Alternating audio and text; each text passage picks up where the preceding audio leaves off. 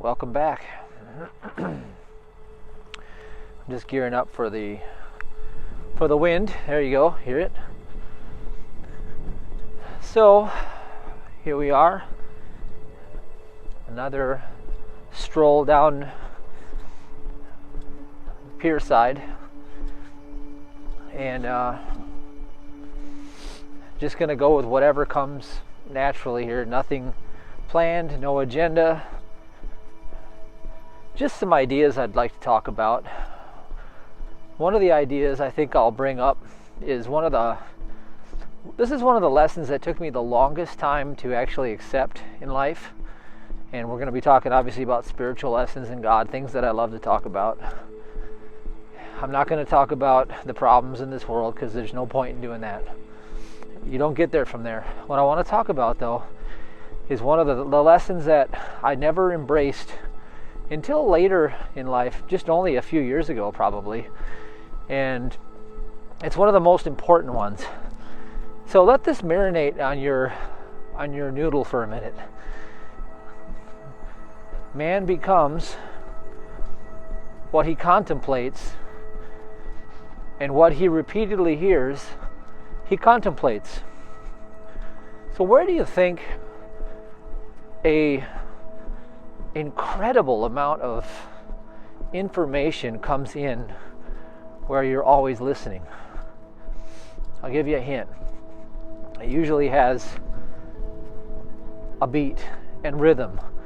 And you see, it's entraining you to a rhythm because it's incorporating the emotional and the logical side, the divine marriage, both hemispheres of the brain, and then getting into your heart out of that resonance. You get this? It's the music.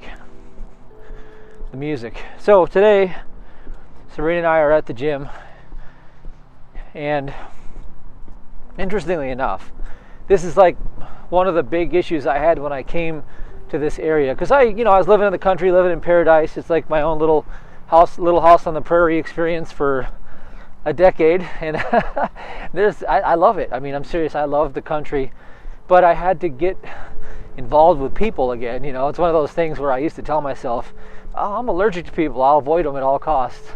But that was just an excuse for not wanting to engage with them. But anyway, when I got here, I realized that there was this massive drug problem, because I think every major city in the country has it. And why people do that is obvious, because it's an escape. They don't have the wisdom. They're deficient in wisdom. So they're seeking a false God. And it's sad, but that's another story. And the other problem that instantly showed itself was that the music was horrible. Absolutely horrendous. You know what kind of music I'm talking about. It's the music where people don't even use a full sentence when they talk. And if you listen to the words, it's all about poverty and destruction. Poverty and destruction. And poverty are all the lusts of the flesh, and you can just congregate them all together. And it's not harmless, it's not benign. So this was an interesting observation at the gym today. I get in there and that music is blasting. They got this great sound system there, and they're playing this awful crap.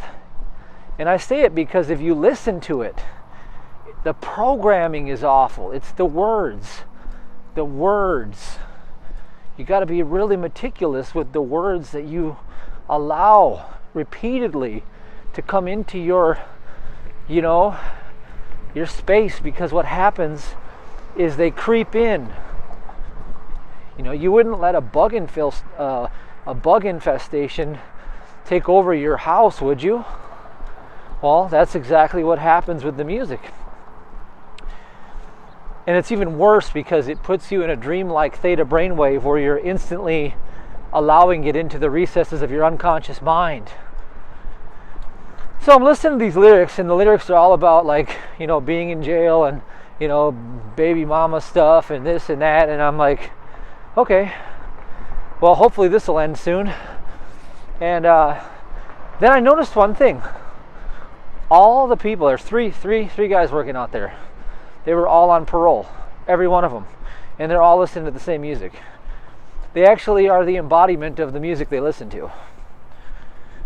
And I don't know whether it was them wanting to reinforce, you see, in their particular situation, whether they're reinforcing their own status by listening to it, or they began listening to it years ago and they ultimately ended up living out what they kept reinforcing up here. See, it really doesn't matter which way you slice it, because you have to be meticulous, especially nowadays. You're in a spiritual battle. And if you're going to be in a spiritual battle and you're being programmed by the enemy repeatedly, and I know how it works. Here's how the enemy works. The enemy goes and finds the talented ones and converts them. So the talented ones ultimately sell out because they want the fiat, they want the power, the prestige, all the things of this world, right?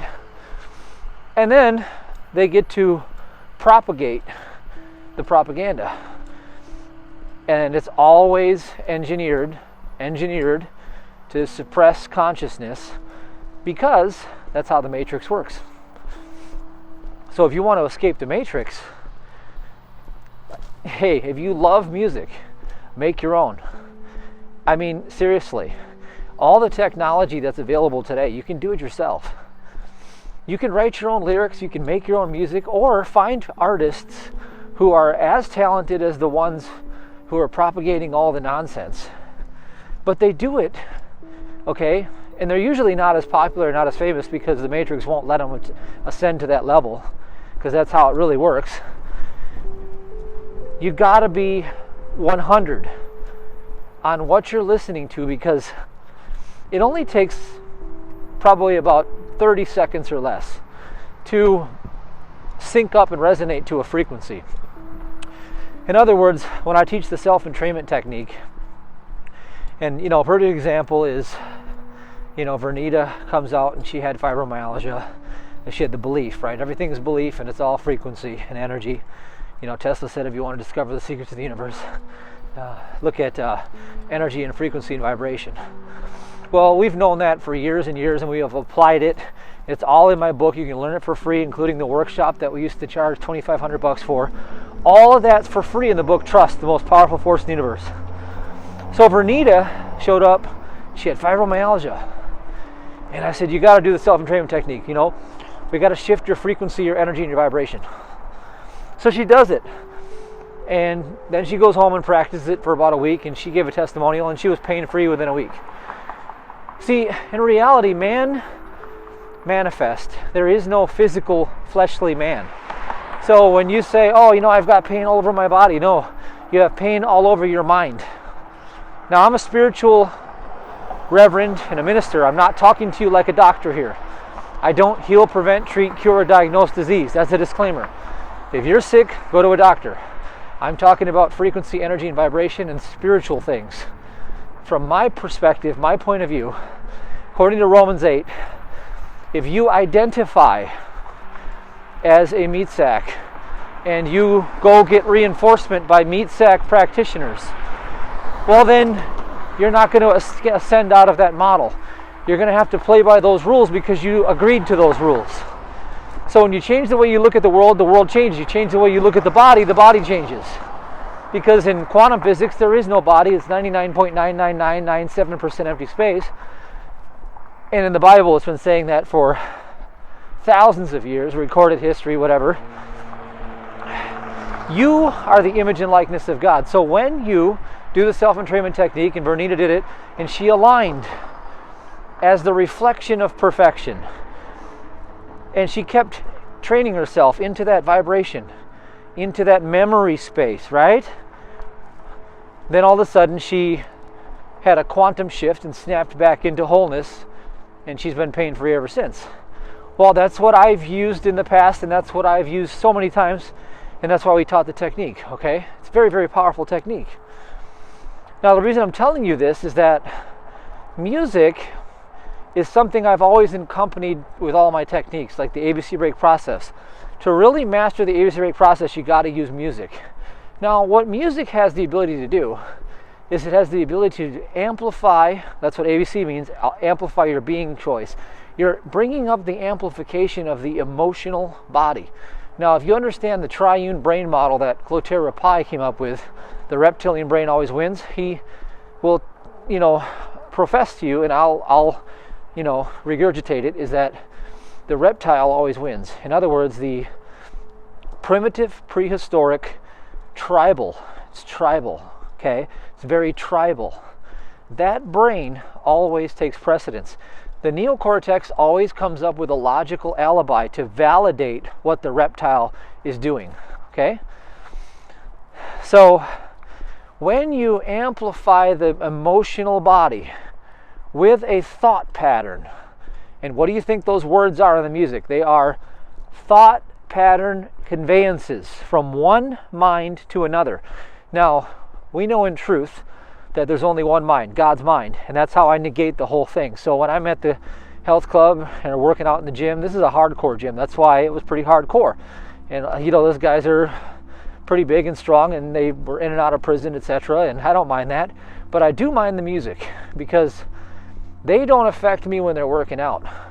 The music, I have to spiritually treat myself in that space because I will not allow myself to sink with that frequency in those words.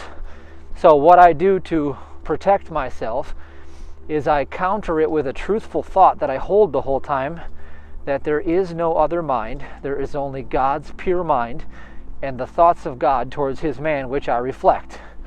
And as I held that thought, seemingly all three of those guys went to the other room where they were no longer in that space. And then they switched the music and they put on something that was much more tasteful. I mean, lyrically speaking. I love the beat and I love good music. I love music. But I don't love when it's been hijacked and coerced for the same thing that you could argue what they call the thing that they plunge into you, right? A lot of the modern medical doctors will say, hey, that thing is not the VACCINE. What it is it looks like one, but it's designed to do something completely different. Well, that's what I believe modern music is. Oh, it looks like really great music. It sounds like really great music. But have you listened to it? Have you understood what you're doing? Do you realize that those are thought frequencies? Do you realize that they are seeking a host? And it says in the Gnostic Gospel Bibles that the enemy scours the earth, okay, seeking for a host. Who do you think the host is? And who do you think the enemy is? Yeah, that's how it's getting in. It's creeping right in through that. That's the systemic conveyance of ignorance that is sweeping the earth. And so what they've got is they've got a drug culture. So here's the enemy's playbook. The enemy has a drug culture, right, to create an altered state of consciousness. What that really does is it lowers your conscious filtering capacity, and it also produces guilt, shame, and condemnation, which is a call for punishment. So it brings in the negative. You see, it's like that double-sided tape for negative. Okay, you condemn yourself, and all that crap sticks to you because you're condemning yourself in the process out of guilt and shame and condemnation. And it's superfluous. It's everywhere. Now, the simple fix, as I mentioned to you, and this is the simple fix for all of this ignorance that's sweeping the earth right now. And the reason why I bring it up is that it is not benign to sit and let that stuff creep in without putting a defense up. If you remain defenseless, remember, you must bind the strong man to take over the house. And if you remain defenseless because you are being absent from watching Porter at the door of thought, this is so critical that you get this. If you are absent from being at the door of thought, guarding it with all thy diligence, right? Being of one mind, of one accord, of God's mind only. If you are going to be negligent in that duty, then that host is going to find you. Or that message is going to find you, the host. And it's going to take residence. And it won't happen day one. It might.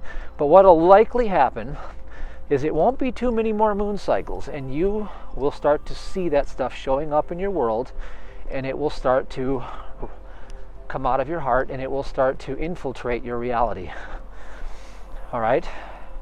Now, what my thing is what I do, and this is what any good person of faith should do when you are standing up for what's true and what's righteous, is when you are around others. Remember, you're supposed to see, feel, and be perfection. And you recognize that your brothers and sisters in Christ, okay, are being hauled off to their own demise, unwittingly, unerringly, because they are not guarding their thought, and they are sinking themselves into that vibrational space, into that message, till it gets in their heart, and then it becomes their reality. They're swept away in confusion. So when you come into that space, you bring the truth and hold the truth in thought. So the exact thing that I did today, I looked at Sabrina and I said, oh, this has to stop. I'm like, this is horrible. I said, I'd rather take a knife and stick it in my thigh than sit in a room full of this message. I can't take this anymore. I said, this is insane. I'm not going to listen to this crap, because I know the outcome. I know what it seeks to do. Okay? So all I need to do is back down my ego. My ego, I of myself, will do nothing here. But I will stand in truth, and I will admit only truth. All right? So there's a temptation going on, right? Am I going to rise up in my ego and do something about this? Am I going to boot them off the sound system and tell them that I'm not going to listen to this and start a physical fight? No, I'm not going to do nothing like that, because that makes me even lower than what I allege the music is, because now I'm the one acting on it. You see, I instantly align with it then. I instantly align with it. No, I'm going to stand with truth, and I'm going to say, this is the very thing that's destroying your guys' lives. And here's the truth. There's only one mind. There's only God. And you're not capable of receiving this message, because man, God's man, is never deceived. Now, I do that same thing when I walk into the grocery store and I see everybody, they got deer in the headlights eyes because I'm not wearing my thing. I'm not covering myself, right? So what I do is, when I go in there and I see that look on their faces like they're terrified, I hold a thought for them of truth, and I say, God's man is the only man that exists. There is no other mind. And God's man is never deceived. God's man is not filled with fear. God's man radiates only love. And God's man is free from all deception. And all I do is I hold that thought. And that's how we've been systemically praying for the city every single day, is all you have to do is know the truth in your personal thought life. Okay? See, this collective out here is a matrix. It's a simulation. Okay? You're like living in your own, it is like a video game ultimately, but your purpose is to ascend out of it while you're still consciously aware. And you must ascend out of it in your personal thought. You're not to worry about what everyone else is doing, because there is no one else. That's what I'm telling you. So we witness a deficiency. Okay? Oh, there it is. I'm at the gym. Well, look at that. The cause and the consequence. Terrible, terrible programming, and the consequence is the lives that they have to live because of that. But I know that they're not even there, because God's man is perfect. And I know that physical man doesn't exist. So what I'm seeing is I'm seeing an illusion, and then I put my spiritual eyes on, and I take a second look and I say, there's only one mind here. There's only one truth. There's only one principle. And there's only one message. I'm of the pure mind of God, and that's the only reflection that I can see. So as I do that, hello, I merely just hold that thought. I think they're a little camera shy. So as I hold that thought, I am not swayed. I'm going through the narrow gate. I'm going through the narrow gate of the pure mind of God. I think they want to be on the camera. So I'm of the pure mind of God. Okay? Now what that does for me is it's like an opening of the conduit so truth can come in and it can correct the deficiency. In other words, I am saying, let there be light, because I'm contemplating the light. See, the purpose of the free will that you were given, and it's so powerful. This is the most powerful gift that you were given from God. Okay? Because the free will that you were given is a choice that you get to make, whether you're going to honor God or you're going to turn to another mind. And you're going to be tempted at every turn. And as you are tempted to recognize the truth that there's only one man, there's only one life, there's only one God. It is forever good, it is eternally present, it is the only power and the only principle of activity and behavior.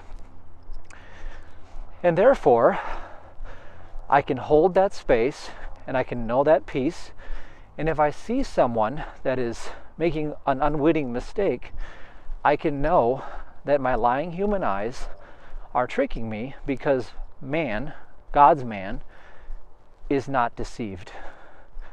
God's man is not mesmerized by the mainstream propaganda, because God is not mesmerized and there's only one life.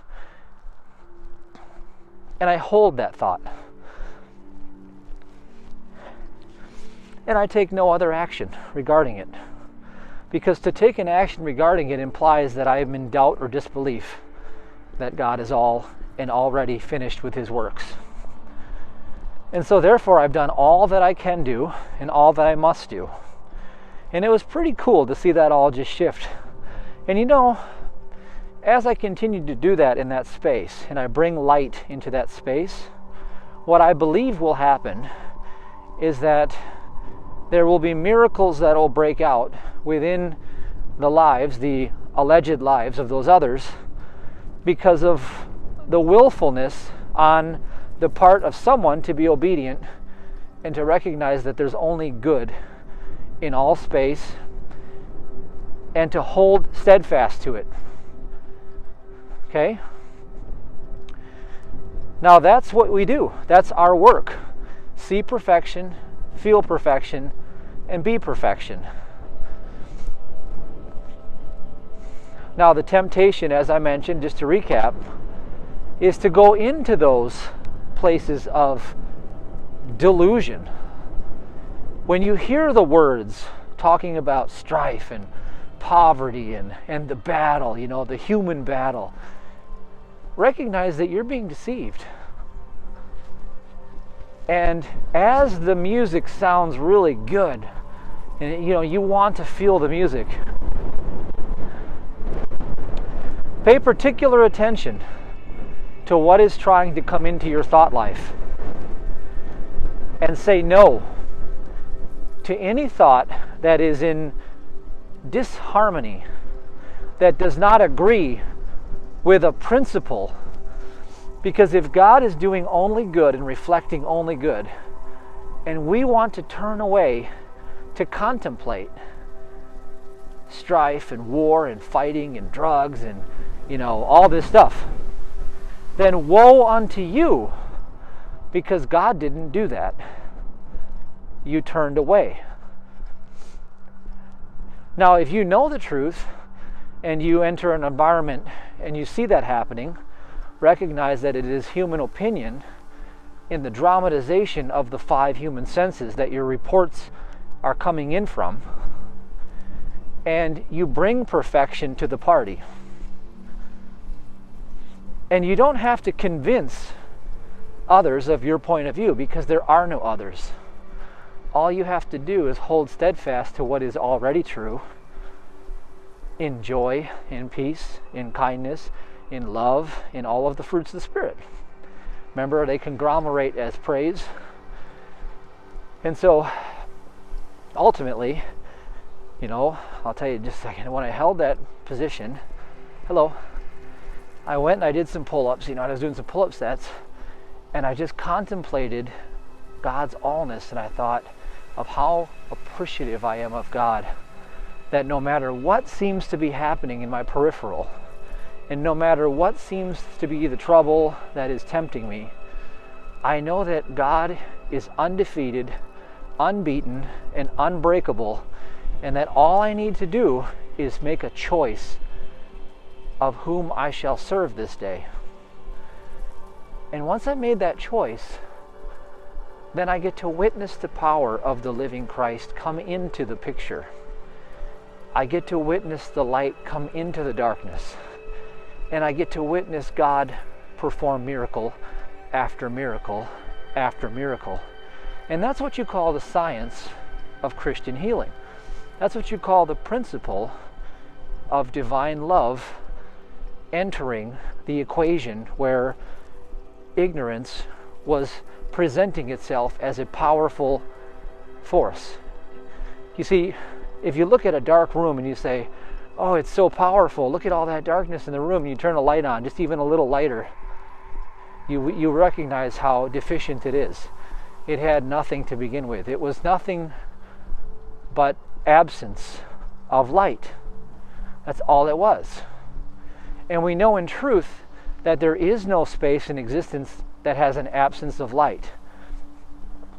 And so we see the perception of darkness, whatever it looks like. It could be someone stealing something or beating someone up, or some sort of tyranny that we all seem to be tempted with. And what we do is we say, well, that's interesting, but here's what I know is true about God. I know that God is all in all, that His Spirit fills all substance with nothing but divine love and good, all substance, every space in all of existence, and He left nothing out, and that the will for me is to prosper and be in health and be immutably protected by that love. So therefore I know that man, manifest of God, is never deceived. Man is never the victim, and man is never the manipulator, and man is never guilty. Man is never put to shame. Man is never addicted, and man is never injured by any inharmonious human behavior. And then I just hold to the idea, because it's an idea universe, and everything happens in personal thought. So I'm taking possession. This is what they call in the Gnostic Gospels, consuming matter within thyself. See, because it shows up in material. The ignorance shows up in matter deficiency. I consume it and perfect it with the light of the gnosis of truth. And that's all you have to do. So as you go about your world, just do these things and be from the light, and watch the darkness dispel, and watch everything begin to reveal the principle that was never absent, never void, always was, always is, and always will be, the allness of God. Truth, love, harmony, existence itself. Hope you got something out of this, because every moment in your day is an opportunity to do these things. And as you carry the light, then expect the opportunity to show up. Because remember, all the darkness is attracted to the light because it seeks to find its eternal rest. Because there is no rest in the wicked one. And you become the conduit of good for everything in your world. And that is a ministry.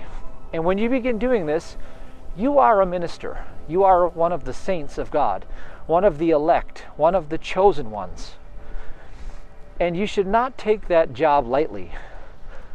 And you should not worry about your needs, because as you pursue God and contemplate God and good in every moment, seeking first the kingdom, all these things are brought unto you. All of your needs will get met better than you could have done them on your own.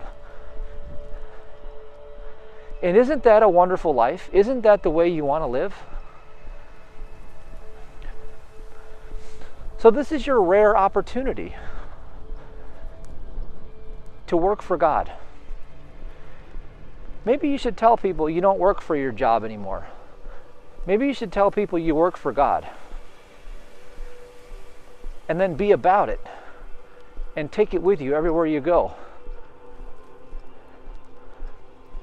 And see what happens in your personal thought life and how it starts to begin transforming everything around you. You become the change that you want to see in the world. And you will see the change. And it will be God doing it. So you don't have to worry about lack of courage or lack of strength, because it's not you. You're the witness of what already is. All you're doing is wiping away the fog so that you can see the harvest and the kingdom and all of the things that you were already given. Be about it. Serve God. See you next time.